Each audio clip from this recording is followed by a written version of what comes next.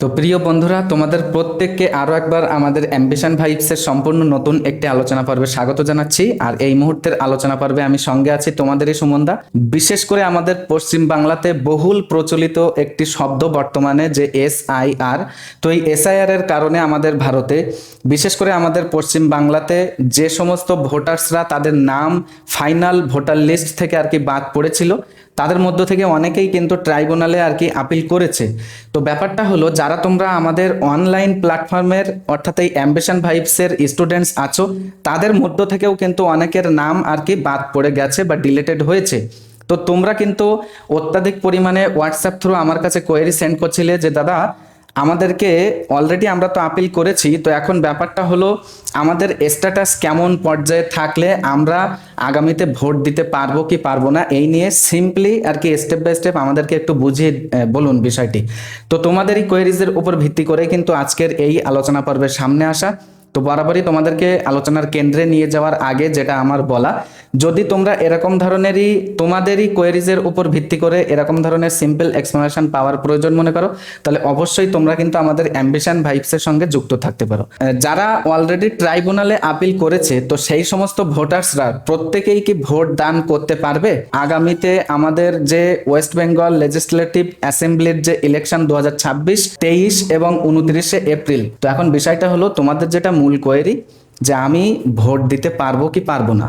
দেখো, বিভিন্ন জায়গা থেকে কিন্তু তোমাদের মাথা খারাপ করে দেওয়া হচ্ছে। আমি জানি যে অনেকেই বলছে যারা ট্রাইব্যুনালে আপিল করেছে তারা প্রত্যেকেই ভোট দিতে পারবে, আর আদৌ কিন্তু ব্যাপারটা এরকম নয়। তোমরা ভালো করে বুঝে নাও। দেখো, আমি 1 নম্বরে এখানে লিখেছি যে ভোটার লিস্ট ফ্রিজ। এই বিষয়টা আগে বুঝে নাও।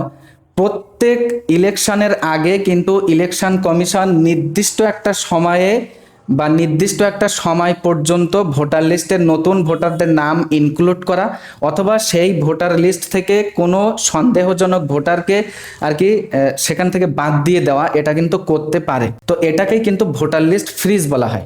এখন ব্যাপারটা হলো এই, যে যখন সর্বপ্রথম আর কি SIR এর পর যখন মনে করো তালিকা প্রকাশ হলো, তো সেই তালিকা প্রকাশের পর সেখানে অনেকের তো আন্ডার অ্যাডজুডিকেশন ছিল, তারপর ডিলেটেড ছিল অনেকের। তো মনে করো ওইটাই প্রথমত অ্যাট ফার্স্ট চূড়ান্ত একটা লিস্ট। এইবার দ্বিতীয়ত তোমরা বোঝো, দেখো যেখানে আর কি ভোটার লিস্ট মনে করো ওই যে চূড়ান্ত পর্যায়ের ফ্রিজ হয়েছিল, আবার যারা আন্ডার অ্যাডজুডিকেশনে ছিল অথবা ডিলেটেড হয়েছিল, সেখান থেকে আবার মনে করো নতুন যে সাপ্লিমেন্টারি লিস্ট প্রকাশিত হয়েছিল, সেখানেও কিন্তু অনেকেরই আন্ডার অ্যাডজুডিকেশন অথবা অনেকেরই কিন্তু ডিলেটেড। তারা তো এখন দিশেহারা। তাদের যে একটা রাইটস, ভোটের এই যে লিস্ট থেকে বাদ চলে যাওয়া, মানে তুমি মনে করে নাও যে তোমার যে হিউম্যান রাইটস সেটা কিন্তু তুমি হারিয়ে ফেললে। তো এই রাইট বা এই অধিকার যাতে তারা না হারায়, তার কারণে ট্রাইব্যুনাল গঠন করা হয়। তো এইবার ব্যাপারটা হলো যে এই ট্রাইব্যুনালে অ্যাপিল তোমরা যারা করেছো, তারা প্রত্যেকেই কি ভোট দিতে পারছো? প্রত্যেকটা আর কি ইলেকশন যারা প্রার্থী আছে, তো সেই প্রার্থীরা আর কি মনোনয়নপত্র জমা দেওয়ার পর কিন্তু এই ভোটার লিস্ট ফ্রিজ হয়ে যায়। তো এইবার ভোটার লিস্ট যদি ফ্রিজ হয়ে থাকে, অলরেডি তো ফ্রিজ হয়ে আছে, তো তার কারণে যাদের এই যে 90 লক্ষ মনে করো ভোটার্স, তো তারা তো একদম দিশেহারা, বা তারা তো এখন ভোট দিতেই পারবে না। তো তাহলে কি এখানেই সমাপ্ত গল্পটা? আদৌ কিন্তু ব্যাপারটা এরকম নয়। তো এদের মধ্য থেকে যারা আর কি ট্রাইব্যুনালে আপিল করেছে, তাদেরকে কি করতে হবে? বিশেষ ছাড়পত্র দিতে হবে। তো সেই সুপ্রিম কোর্টের নির্দেশে বিশেষ ছাড়পত্রটা কি, অর্থাৎ তাদের মধ্য থেকে কারা ভোট দিতে পারবে আর পারবে না, এবং সেখানে কিন্তু সুপ্রিম কোর্টের নির্দেশে আবার পুনরায় আর একটা সাপ্লিমেন্টারি লিস্ট কিন্তু প্রকাশের একটা নির্দেশ সেখানে দেওয়া হয়েছে, যেটা আমরা প্রত্যেকেই আর কি কম বেশি খোঁজ রেখেছি বা অবগত আছি। অর্থাৎ এখান থেকে একটা স্পষ্ট যে সুপ্রিম কোর্টের নির্দেশে কিন্তু ভোটার লিস্ট ফ্রিজ হওয়া সত্ত্বেও আবার কিন্তু সুপ্রিম কোর্টের নির্দেশে এই 142 ধারার ক্ষমতা বলেই পুনরায় কিন্তু ওই ভোটার লিস্টে নতুন নাম ইনক্লুডেড হতেও পারে। যারা ট্রাইব্যুনালে আপিল করেছে অলরেডি, তারা তাদের মধ্য থেকে ভোট তারা কখন দিতে পারবে পারবে না, এটা এবার স্পষ্ট হয়ে নাও। দেখো, আমি এখানে লিখেছি যে ফাইনাল রোল তার মানে কি, তুমি যদি ভোট দিতে চাও বা ভোট দেওয়ার জন্য এলিজিবল হও, তাহলে তোমার নামটা ফাইনাল রোলে কিন্তু থাকতে হবে। তার মানে কি, যেটা আবার সাপ্লিমেন্টারি লিস্ট প্রকাশিত হবে সেই লিস্টে কিন্তু তোমার নামটা যাওয়া লাগবে, তবেই তুমি ভোট দিতে পারবে। তো এই ট্রাইব্যুনাল যদি তোমাদের এই অ্যাপ্লিকেশনটা যদি অ্যাকসেপ্টেড করে, অর্থাৎ ট্রাইব্যুনাল ক্লিয়ারেন্স যদি দেয়, তার মানে তোমরা যারা চেক করছো তোমাদের স্ট্যাটাস, অনেকেরই কিন্তু গতকালকে যারা যারা আমার কাছে দিয়েছিল চেক করার জন্য, তাদের স্ট্যাটাসটা কিন্তু সেখানে পেন্ডিং দেখাচ্ছিল। ওকে, তো এই যে পেন্ডিং যে জায়গাতে দেখাবে, এই জায়গাতে কিন্তু যদি তোমার স্ট্যাটাস এই ট্রাইব্যুনাল দ্বারা অ্যাকসেপ্টেড হয়, তাহলে কিন্তু এই পেন্ডিং এর জায়গায় আর পেন্ডিং লেখা থাকবে না, এখানে দেখবে লেখা থাকবে ইনক্লুডেড ইন ফাইনাল রোল, এরকম একটা কথা কিন্তু লেখা থাকবে। এই অ্যাকসেপ্টেড ক্লিয়ারেন্স দেওয়া, এটারও কিন্তু একটা নির্দিষ্ট সময় বেঁধে দিয়েছে সুপ্রিম কোর্ট। সেটা কি, যে বিফোর 2 days, এখানে আমি লিখে দিয়েছি। তার মানে মনে করো এই যে 23শে এপ্রিল প্রথম দফার ভোট, তো এই 23শে এপ্রিলের 2 দিন আগে, তার মানে 23, 22, 21, তার মানে 21শে এপ্রিল কিন্তু এর রাত 12টার মধ্যে কিন্তু তোমার স্ট্যাটাস এখানে ক্লিয়ার হওয়া লাগবে, মানে পেন্ডিং কথাটা থাকলে হবে না।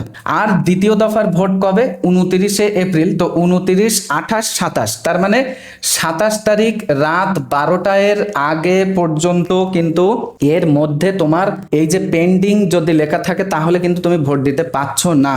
তো প্রিয় বন্ধুরা, ফাইনালি আমি তোমাদেরকে যেটা বলবো, দেখো যাদের নাম তোমাদের বাদ চলে গেছে, তোমরা বসে থেকো না, বরং তোমরা অবশ্যই কিন্তু ট্রাইব্যুনালে আপিল করো। তবে আপিল করার আগে তোমাদের নামটা কোন কারণের জন্য স্পেসিফিক্যালি বাদ চলে গেছে, এইটা তোমরা কোনো একটা উকিল বা অ্যাডভোকেট তাদের সাথে কিন্তু সুন্দরভাবে পরামর্শ করে তবেই তুমি সেখানে কিন্তু তোমার নেক্সট প্রক্রিয়ায় এগিয়ে যাবে।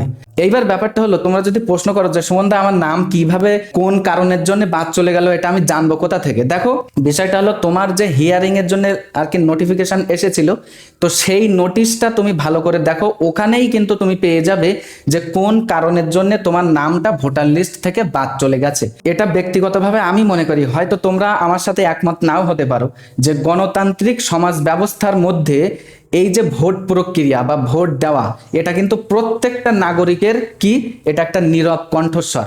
সুতরাং তুমি তোমার ভোটার লিস্ট থেকে নাম বাদ চলে যাওয়া মানে তুমি তোমার নীরব যে সিদ্ধান্তর যে একটা পাওয়ার বা ক্ষমতা, যে নীরব কণ্ঠস্বর, এটা কিন্তু তুমি হারিয়ে ফেলে চিরতরে। বিখ্যাত social activist Martin Luther king junior, যারা একটু লেখাপড়া করেছো তারা কিন্তু তোমরা জানো বা চেনো এনাকে। ওনার একটি কথা আছে, দেখো, যে injustice anywhere is a threat to justice everywhere. কোনো একটা জায়গার অন্যায় বা অবিচার, এটা কিন্তু প্রত্যেকটা জায়গারই যে ন্যায়, সেই ন্যায়ের উপরে একটা মনে করো হুমকি বা ন্যায়ের বিরুদ্ধে একটা ভয়, ত্রাস। এবং নেলসন ম্যান্ডেলা, এনাকেও কিন্তু তোমরা চেনো, বিখ্যাত একজন আর কি সোশ্যাল অ্যাক্টিভিস্ট। ওনারও দেখো একটি কথা আছে, যে to deny people their human rights is to challenge their very humanity. কোনো মানুষের আর কি অধিকারকে মনে করো অস্বীকার করা, এ কথার অর্থই হলো এই দাঁড়ায় যে মানবতার বিরুদ্ধে লড়াই করা সমান। অবশ্যই তোমরা যারা বৈধ নাগরিক এদেশের বা বৈধ ভোটার, তোমাদের কষ্টসাধ্য হলেও তোমরা অবশ্যই কিন্তু ট্রাইব্যুনালে যাওয়া তোমরা ছেড়ে দেবে না। তো যাই হোক, আশা করি তোমাদের যে কোয়েরিটা ছিল, স্টেপ বাই স্টেপ যেগুলো আমি বললাম, এগুলো তোমাদের কাছে স্পষ্ট হয়েছে। তো এর পরেও যদি কোনো ধরনের কোনো টপিককে কেন্দ্র করে কোনো ধরনের জটিলতা বা জিজ্ঞাসা থেকে থাকে, তাহলে তোমাদেরই সুবিধার্থে আমাদের এই আলোচনা পর্বের ডেসক্রিপশন বক্সে আমাদের যে অফিসিয়াল হোয়াটসঅ্যাপ, তার ডাইরেক্ট লিঙ্কটা কিন্তু আমরা দিয়ে রেখেছি। সেখান থেকে সরাসরি লিঙ্কে ভিজিট করে তোমরা কিন্তু তোমাদের কোয়েরিজগুলো আমার কাছে পাঠিয়ে দিতে পারো। তো এতক্ষণ সাথে থাকার জন্য তোমাদের প্রত্যেককে অসংখ্য ধন্যবাদ। দেখা হবে এরকমই নেক্সট একটি ইনফরমেটিভ আপডেটের সাথে।